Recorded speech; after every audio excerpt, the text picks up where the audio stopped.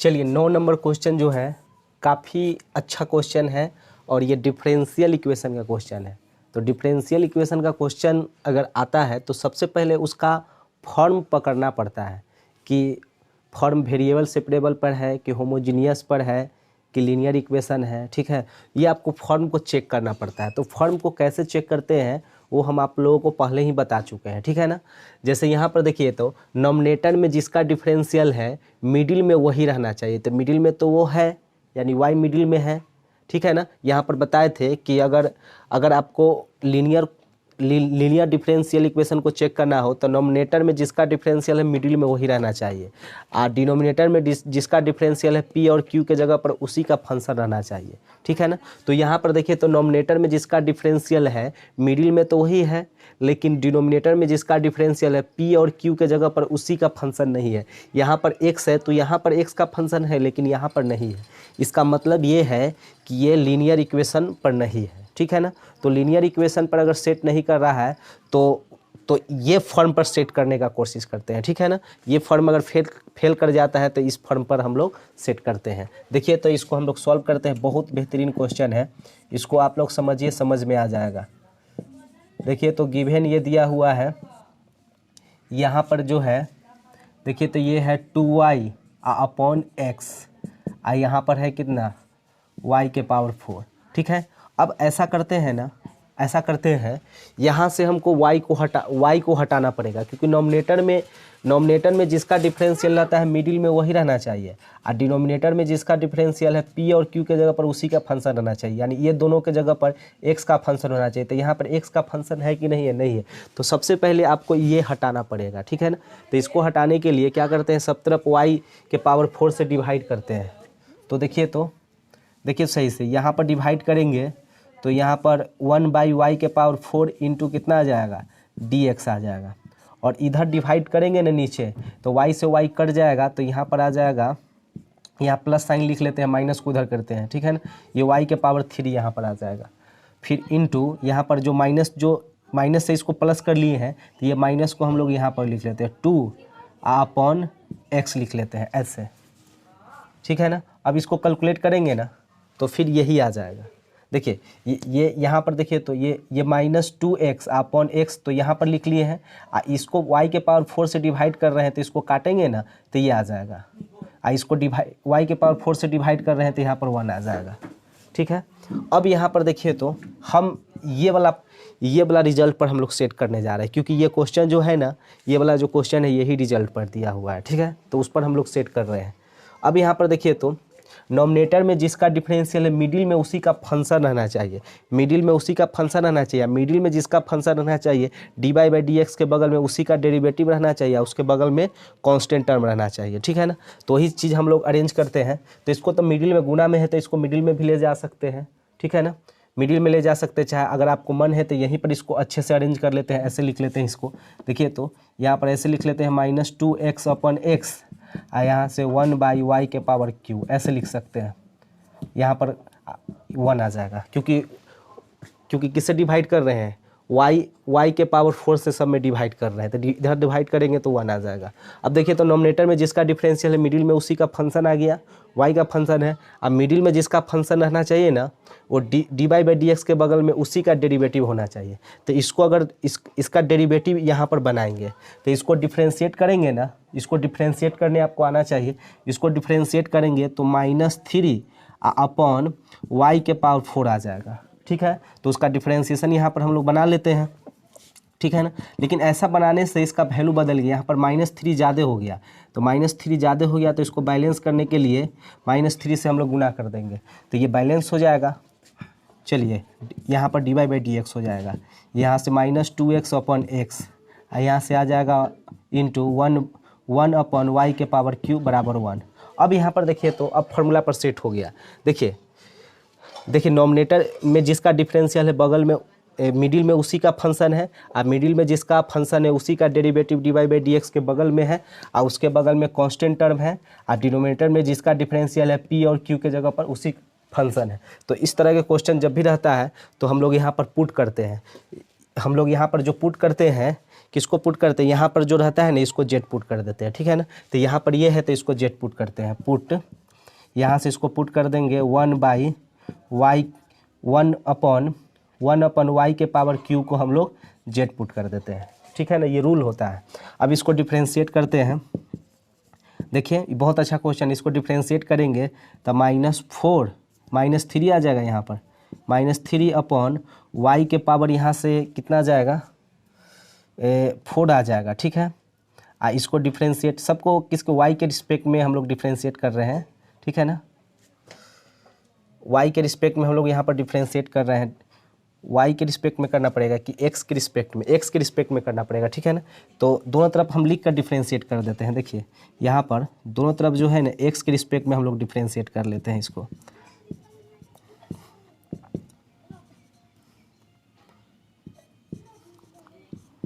ठीक है। तो यहाँ से देखिए तो इसको डिफ्रेंशिएट करेंगे तो माइनस कितना आ जाएगा -3/y के पावर 4, ठीक है। और यहाँ पर x का y का फंक्शन है, x के रिस्पेक्ट में डिफ्रेंशिएट कर रहे हैं तो यहाँ पर लिख सकते हैं dy इसको dx लिख सकते हैं, यहाँ पर हो जाएगा dz/dx, ये आ जाएगा, ठीक है ना। अब देखिए अब इसमें बैठाते हैं सबको, ठीक है, इसमें इसको हम लोग फर्स्ट मान सकते हैं। अब फर्स्ट में चलते हैं, फर्स्ट से चलते हैं, क्वेश्चन बहुत अच्छा है, ठीक है ना। इसको देखिए यहाँ से बनाना शुरू करते हैं, यहाँ से चलते हैं तो एक फर्स्ट से चल रहे हैं यहाँ से, देखिए तो यहाँ से देखिए तो यहाँ पर -1/3 है तो -1/3 लिख सकते हैं। आइए पूरा के जगह पर हम लोग यहाँ से क्या लिख सकते हैं dz लिख सकते हैं,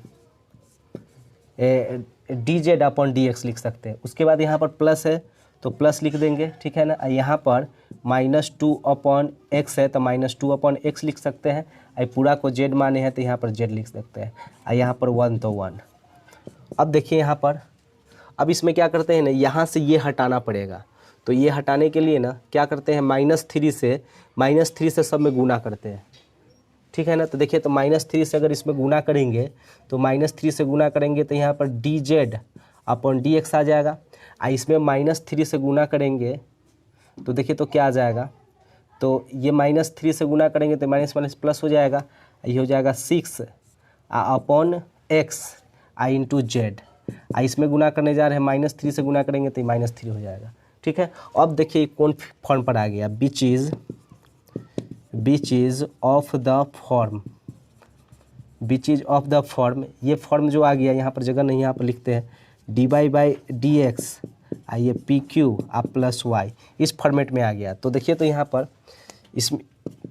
इसमें जहाँ पर P है ना, देखिए जहाँ पर P है उसके जगह पर P का मान यहाँ से आ जाएगा 6/x, Q का मान यहाँ से आ जाएगा -3, और जहाँ पर इसमें Z है उसके जगह पर y है तो यहाँ पर Z के जगह पर y हो जाएगा, ठीक है ना, x के जगह पर तो x है, ठीक है ना। ये लीनियर इक्वेशन पर आ गया। अब यहाँ से इसको लीनियर इक्वेशन, देखिए लीनियर इक्वेशन को पहचान करने का तरीका है कि नॉमिनेटर में जिसका डिफरेंशियल है मिडिल में वही रहना चाहिए, ठीक है ना, तो मिडिल में वही है, और डिनोमिनेटर में जिसका डिफरेंशियल है p और q के जगह पर उसी का फंक्शन रहना चाहिए, कोई कांस्टेंट टर्म रहना चाहिए। तो ये आ गया किस पर, लीनियर इक्वेशन पर आ गया, ठीक है। तो इसको सॉल्व करने के लिए पहले IF निकालना पड़ेगा, IF निकालते हैं यहाँ से। तो देखिए तो p की जगह पर यहाँ से p का मान हो जाएगा 6/x इंटू dx, तो देखिए तो यहाँ से ये 6 तो कांस्टेंट, इसको बाहर कर लेंगे तो 1/x इंटू dx।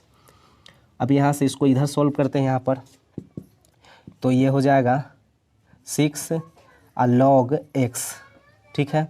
अब यहाँ से देखिए तो इसको ऐसे लिख सकते हैं, देखिए तो बेस में ये है तो ये रहने देते हैं, इसको ऐसे लिख सकते हैं, जो नंबर लॉग से मल्टीप्लाई रहता है ना उस नंबर को आर्गुमेंट के पावर में लिख सकते हैं, तो इसको पावर में लिख सकते हैं, इसका बेस कुछ नहीं है तो ई है, तो बेस में ई है, पावर में लॉग है, लॉग का बेस भी ई रहता है ना तो आर्गुमेंट के इक्वल आता है, तो यहाँ से x² लिख सकते हैं, ठीक है ना।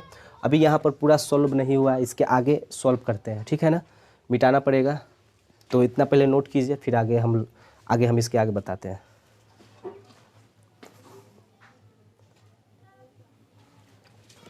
चलिए अब इसके आगे सॉल्व करते हैं। तो यहाँ से देखिए तो रिक्वायर्ड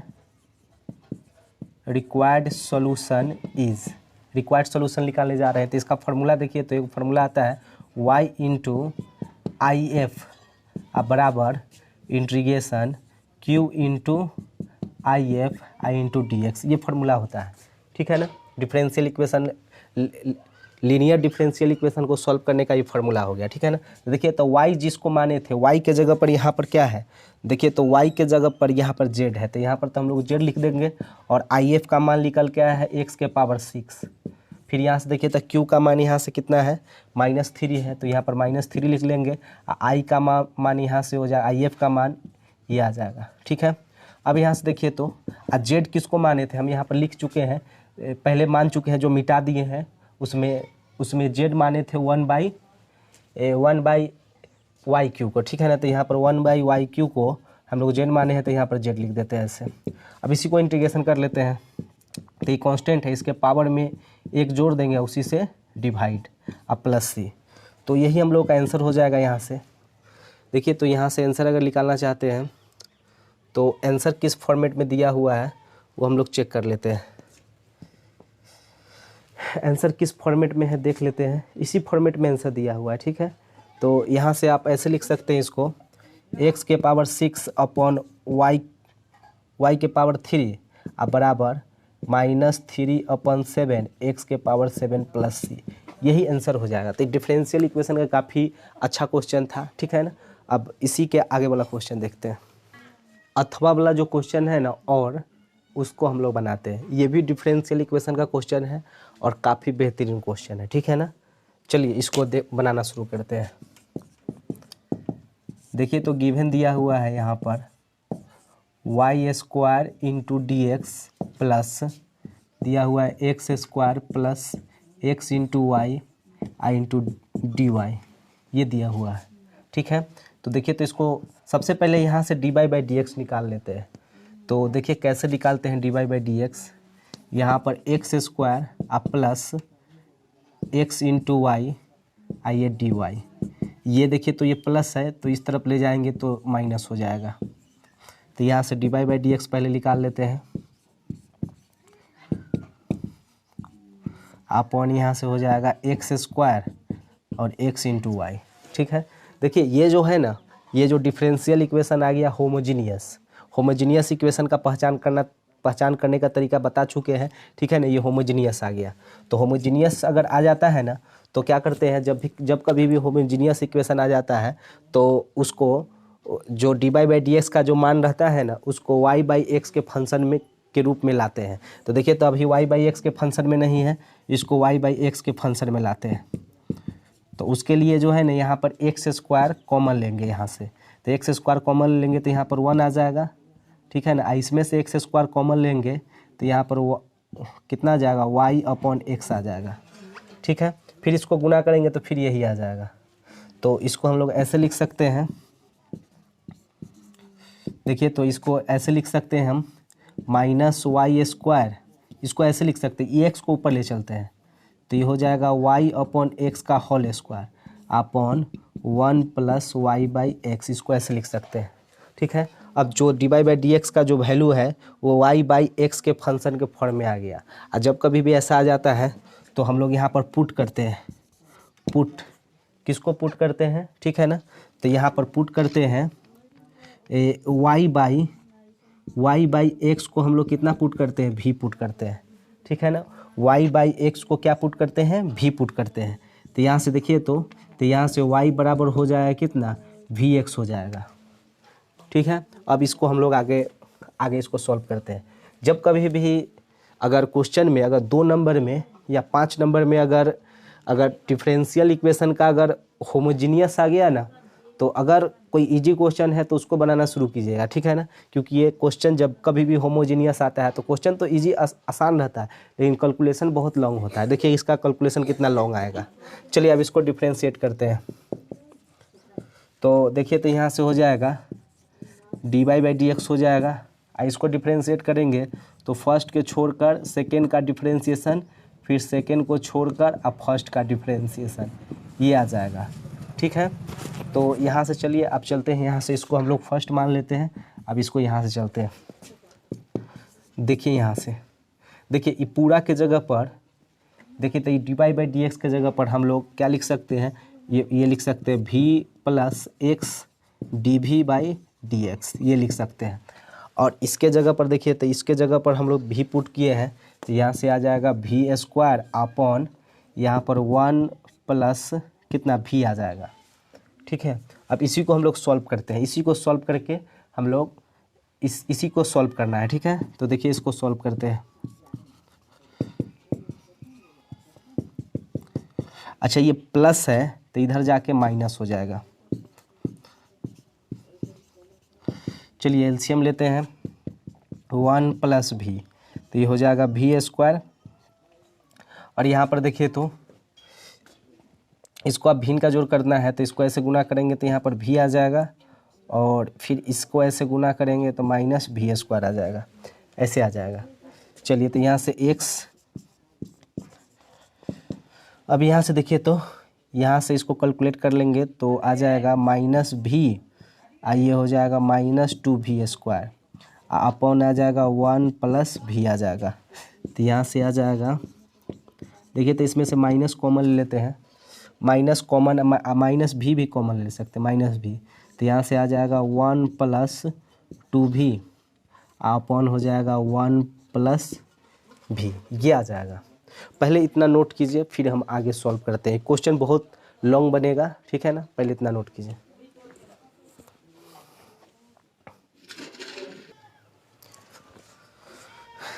चलिए आगे देखिए तो यहाँ तक हम लोग सॉल्व कर लिए थे। ठीक है ना, उसके बाद देखिए तो यहाँ से हम लोग क्या करेंगे कि वेरिएबल सेपरेबल में लाएंगे। तो वेरिएबल सेपरेबल में लाने के लिए जिसका डिफरेंशियल रहता है बगल में उसी का फंक्शन होना चाहिए। तो यहाँ पर देखिए तो जिसका यहाँ पर भी का डिफरेंशियल है तो इसके बगल में भी का फंक्शन होना चाहिए। तो ये पूरा फंक्शन भी का है तो इसलिए इसको इधर लाएंगे, तो इसको इधर लाएंगे तो नीचे वाला जो है नहीं ऊपर चला जाएगा, ऊपर वाला है वो नीचे आ जाएगा। यहाँ पर देखिए नीचे वाला ऊपर चला गया, ऊपर वाला जो है नीचे आ जाएगा। ठीक है ना, तो इसके बगल में लिख लिए। यहाँ पर इसको dx को इधर क्रॉस करेंगे तो x का डिफरेंशियल हो जाएगा, तो बगल में x का फंक्शन, तो x तो इंटू में है तो ये बटा में आ जाएगा, तो यहाँ से आ जाएगा 1/x आ जाएगा। ठीक है ना, तब देखिए तो जिसका डिफरेंशियल है बगल में उसी का फंक्शन आ गया। यहाँ पर x का देखिए तो ये x का डिफरेंशियल है तो बगल में x का फंक्शन आ गया, तो वेरिएबल सेपरेबल में आ गया। तो दोनों तरफ क्या करेंगे, दोनों तरफ इंटीग्रेट कर लेंगे। ठीक है ना, तो दोनों तरफ इंटीग्रेट कर रहे हैं यहाँ से, तो यहाँ से इंटीग्रेशन जो है ना ये पार्शियल फ्रैक्शन पर आ गया। तो पार्शियल फ्रैक्शन का जानते ही हैं क्वेश्चन कितना भयंकर बनता है, तो इसको हम लोग short heat and trial method use करेंगे। ठीक है ना, तो हीट एंड ट्रायल मेथड में क्या होता है ना कि देखिए यहाँ से क्या होता है कि इसको आप अलग अलग कर लीजिए। दो फैक्टर है ना, तो ये दोनों फैक्टर को क्या कीजिए कि अलग अलग कर लीजिए, बीच में प्लस का साइन ले लीजिए, ये दोनों फैक्टर को आप अलग अलग कर लीजिए। ठीक है ना, यहाँ और यहाँ पर जो है ना ये समझिए ए का मान होता है, ये बी का मान होता है। ठीक है ना, तो ये वाला वैल्यू निकालने के लिए ये जो पहला फैक्टर है ना इसको 0 के इक्वल पुट कीजिए। तो यहाँ पर पहला फैक्टर को 0 के इक्वल पुट करेंगे तो भी का मान 0, तो यहाँ पर 0 रखेंगे तो ये कितना आ जाएगा, ऊपर 1, यहाँ पर अगर 0 रखेंगे तो नीचे भी 1, 1/1 यानी ये कितना आ गया, 1 आ गया।